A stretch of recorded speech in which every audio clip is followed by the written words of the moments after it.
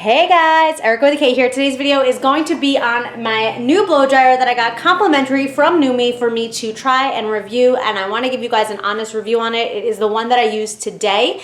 I also want to talk a little bit about the blow dryer. Comes with two nozzles. One of them is more concentrated, it's a smaller one, and then the other one is a little bit larger and just kind of like lets the air blow a little bit more freely. I prefer to put the smaller one on. I just think it helps the hair blow dry faster and you just have more control over the hair. You always want to blow dry in a down motion. You don't want to blow that cuticle up. There is the cool shot on it, which we all know and love. That kind of sets the hair in place because when it's hot, it's kind of movable. That's why a hot iron, you want to like curl the hair and then set it. Same thing with a blow dryer. You want to like set the hair, so you do the cool shot. Then there's cold, there's medium temperature, or there's hot, and then there's off, medium, like pressure, or high pressure.